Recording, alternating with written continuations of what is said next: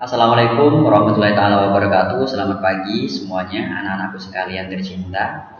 Semoga kalian masih dalam keadaan sehat walafiat. Nah, untuk kali ini saya akan menjelaskan tentang pemeriksaan penunjang diagnostik. Nah, di sini saya akan menjelaskan tentang kompetensi dasar terlebih dahulu.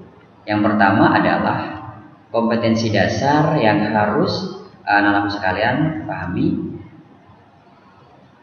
mengevaluasi persiapan klien untuk melaksanakan pemeriksaan diagnostik. Yang kedua adalah melakukan pemeriksaan tindakan persiapan klien dalam melaksanakan pemeriksaan diagnostik. Dan yang kedua, ini materi pokok yang akan saya sampaikan di sini. Definisi pemeriksaan diagnostik itu sendiri. Yang kedua, persiapan untuk pemeriksaan diagnostik. Dan yang ketiga, persiapan pengambilan spesimen.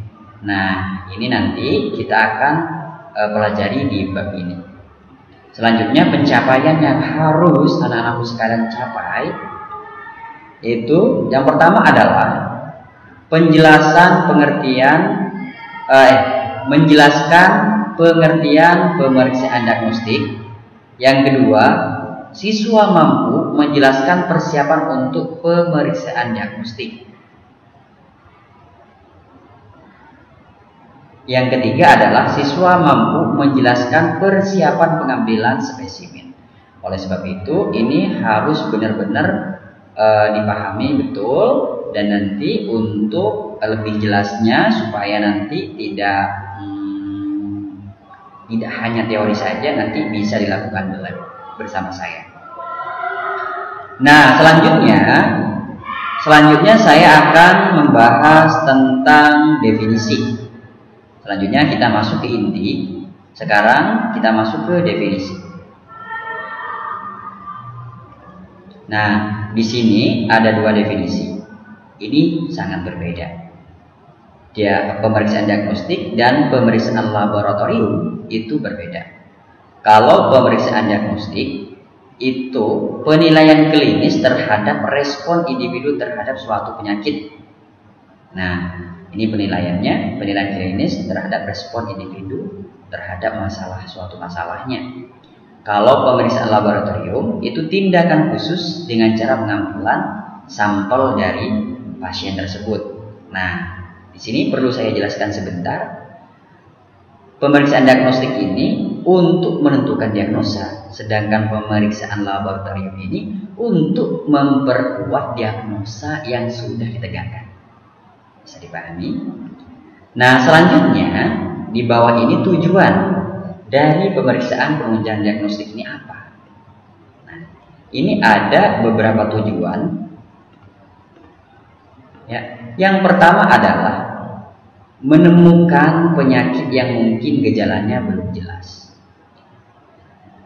Nah, yang kedua, memberikan ketenangan pada pasien. Contohnya nih, pasien masih belum tenang nih.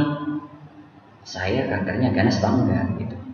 Nah, jadi dilakukan pemeriksaan lab, ya kan, untuk menentukan kanker itu ganas atau tidak. Dan selanjutnya adalah pemantauan perkembangan penyakit. Jadi tujuan dari pemeriksaan lab ini itu sendiri itu untuk memantau perkembangan penyakit. Nah, yang ketiga adalah mendeteksi penyakit. Yang kelima adalah pemantauan pengobatan supaya pengobatan ini tepat. Yang keenam, menentukan risiko. Nah, ini risikonya ringan atau lebih berat atau semakin berat, seperti itu. Dan yang terakhir adalah screening. Nah, jadi untuk pemeriksaan lab ini bisa digunakan untuk screening. Contohnya, kita mau masuk kuliah atau mau masuk kerja, itu di screening terlebih dahulu. Dilakukan pemeriksaan lab, mulai dari darah ataupun urin. Ya. Nah, untuk selanjutnya di sini ada yang namanya pengambilan sampel spesimen. Pengambilan sampel atau spesimennya, tapi nanti itu terakhir. Dan sekarang kita masuk ke persiapan. Nah, disinilah yang perlu kita siapkan sebelum pengambilan sampel ini dilakukan. Maka apa saja yang harus dipersiapkan? Pertama, yang perlu kita siapkan adalah formulir. Tentunya formulir ini mulai dari pengisian formulir, contohnya dari identitas pasien itu harus diisi formulirnya, pengambilan sampel apa yang harus apa yang diperintahkan atau yang diorder. Contohnya nih, saya diminta oleh dokter untuk melakukan pengambilan darah untuk pemeriksaan gula darah, semisal gula darah sewaktu, maka formulir inilah harus jelas di nantinya yang diisi. Jangan sampai disuruh disuruh pemeriksaan gula darah sewaktu di lab, tapi ternyata tulisannya beda. Seperti itu. Mulai formulir ini jangan sampai lupa, pastinya formulir ini ada nama identitas pasien. Nah, yang kedua yaitu persiapan pasien. Persiapan mulai dari pasiennya itu tempatnya di mana harus disiapkan terlebih dahulu. Entah itu pasien itu mau tiduran kah atau diambil dengan cara duduk, seperti itu ya. Dan persiapan pasien itu tidak lupa juga tentang pasien jangan kalau pengambilan darah semisal itu harus puasa terlebih dahulu, gitu kan? Nah, itu termasuk di persiapan pasien. Nah, alat ini harus sesuai dengan jenis pemeriksaan apa yang akan kita lakukan. Kalau pemeriksaannya tentang dahak, berarti tabung botol untuk dahaknya, tidak usah pakai squid dan lain sebagainya, ya enggak? Nah, harus sesuai dengan pemeriksaan yang kita akan lakukan. Nah, untuk selanjutnya adalah tentang di sini tentang pengambilan sampel. Sekarang masuk ke materi inti.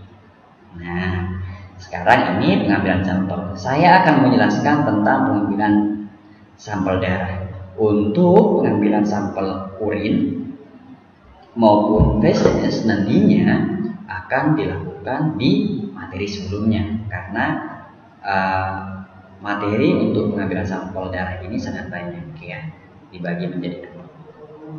Sampel, nanti sampelnya urin, dahak maupun feses itu nanti dijadikan satu di materi berikutnya ya. Sekarang kita masuk ke pengambilan sampel. Nah, pengambilan sampel itu sendiri di sini saya akan menjelaskan tentang pengambilan darah terlebih dahulu. Nah, di mana sih tempat untuk pengambilan darah? Nah, ini banyak sekali. Ada yang bilang di arteri, ada yang bilang di vena, ada yang bilang di kaki, ada yang bilang di jempol. Nah, tentunya ini berbeda-beda, tapi tujuannya sama. Tujuannya apa? Untuk mengambil darah. Nah, tapi untuk diambil di kepala, di kaki atau di tungkai itu tentunya itu berbeda juga yang dilakukan, bukan untuk orang dewasa gitu kan. Kecuali sudah tidak ada tempat lagi di tangan ataupun di tempat lain, baru nanti diambilnya di kepala ataupun di daerah-daerah tertentu seperti itu. Sekarang masuk ke pengambilan darah. Nah, tempat pengambilan darahnya itu di mana? Nah, di sini ya, di arteri ya. Arteri biasanya ini dilakukan untuk menganalisa gas darah. Terus vena biasa ya, kalau vena itu yang sudah saya jelaskan sebelumnya di materi-materi sebelumnya, biasanya dilakukan di vena-vena. Yang sering dilakukan adalah di vena di lengan ini, yang brachialis ya. Itu perifer, topi, terus kaki dan kepala itu biasanya dilakukan pada anak-anak. Terus tungkai dan jempol itu juga dilakukan pada anak-anak. Biasanya kaki sama kepala ini anak-anak maupun bayi ya, dilakukan di situ. Oke. Baik, untuk selanjutnya kita masuk di macam-macam pemeriksaan darah. Karena kita sudah tahu tempat pengambilan darahnya itu di mana, maka macam-macam pemeriksaan darah itu banyak banget. Ya, tapi di sini saya akan menjelaskan sedikit yang sering dilakukan. Nah, wow, ini banyak nih ya. Untuk pemeriksaan daring, macam-macam pemeriksaan daring banyak banget ya. Nah, di sini macam-macam pemeriksaan darah, yaitu tentang SGPT. Yang pertama itu SGPT atau SGOT. Nah, SGPT itu apa? Serum glutamik piruvik transaminase. Ini biasanya berkaitan dengan hati, fungsi hati dan lain sebagainya, ya. Nah, kalau yang SGOT, serum glutamik oxaloacetic dan transaminase ini berkaitan pemeriksaannya yaitu tentang jantung dan hati, gitu. Yang sering dilakukan ya. Yang selanjutnya adalah tentang albumin, terus golongan darah itu bisa, terus bilirubin, terus asam urat, ya kan. Ini untuk biasanya diambil di darah ya, asam urat. Ini biasanya urin dari hati terus ke ginjal ya, diproduksinya di hati, urin tersebut terus ginjal. Estrogen ini tentang hormon, terus gas darah tadi ini yang saya jelaskan di atas, pengambilannya tentang di pembuluh darah arteri. HB ini yang sering kita lakukan dan pasti kadang-kadang kita berjumpa dengan ini di rumah sakit ataupun di klinik ya. HB sama hematokrit ini sering banget dilakukan. Kalau HB ini untuk mengangkut oksigen, jadi transportasi. Jadi oksigen ini, HB ini sebagai kendaraan yang enggak transportasi oksigen. Terus kalau hematokrit itu keadaan sel darah merah. Banyaknya kadar sel darah merah ya. Contohnya nih, kalau kita minum, contohnya kita punya air satu gelas, kita kasih gula banyak banget. Nah, yang disebut dengan hematokrit itulah gulanya itu kadar atau zat yang ada dalam cairan tersebut. Nah, dalam darah tersebut ya, kadar sel darah merah yang ada dalam di dalam apa ya, kadar sel darah merah ya. Oke.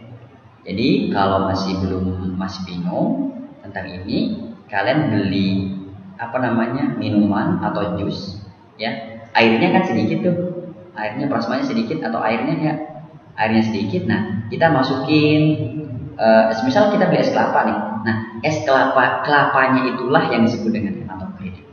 Nah, kadar kelapanya, oh iya saya beli es cuman airnya doang nih, kelapanya nggak ada, berarti hematokritnya kurang, sama dengan darah kayak gitu ya. Jadi fungsinya seperti itu untuk mengetahui keadaan sel darah merah. Selanjutnya adalah trombosit. Nah, trombosit ini adalah ini untuk fungsinya untuk menghentikan perdarahan ya, trombosit ya. Yang terakhir adalah bun, yang selanjutnya adalah bun. Bun ini adalah butyria nitrogen. Ini adalah sisa metabolisme protein yang dibuat oleh hati ya. Ya, nanti ini bun ini nanti berkaitan dengan ginjal ininya nanti juga ya kan.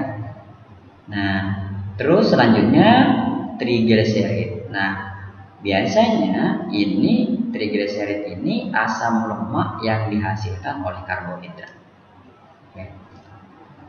Terus kreatinin diproduksi di hati, terus dan masih banyak banget untuk pemeriksaan darah. Nanti untuk lebih jelasnya mulai dari alat yang perlu kita siapkan di laboratorium. Nah, ini contoh tapi ini di sini tidak jelas ya, karena saya ngambil fotonya itu ngambilnya dari internet ya. Minta kirim internet deh. Nih, banyak banget ya. Ini pemeriksaan darah saja ini banyaknya minta ampun, banyak banget. Jadi kita harus benar-benar tahu ataupun benar-benar paham yang diorder oleh dokter itu apa.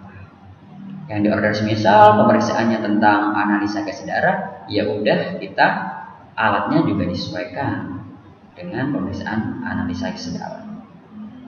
Nah, selanjutnya kita masuk di pemeriksaan selanjutnya. Di materi selanjutnya itu ada tentang persiapan alat. Alat-alat apa saja yang perlu dipersiapkan oleh anak-anak sekalian. Nah, nih, alat-alat apa saja tergantung dari pemeriksaan ya. Kalau pemeriksaan darah sekilas sangat simpel. Perla atau pengalas, terus handscoon, bengkok, alat sesuai jenis pemeriksaan. Alat sesuai jenis pemeriksaan ini harus disesuaikan. Kapas alkohol dan jarum.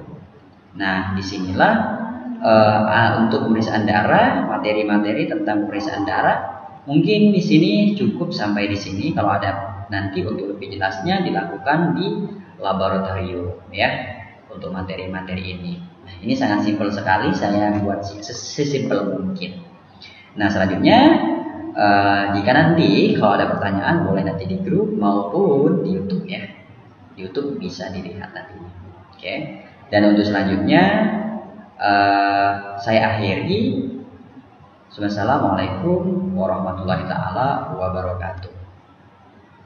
Sampai jumpa di pertemuan berikutnya.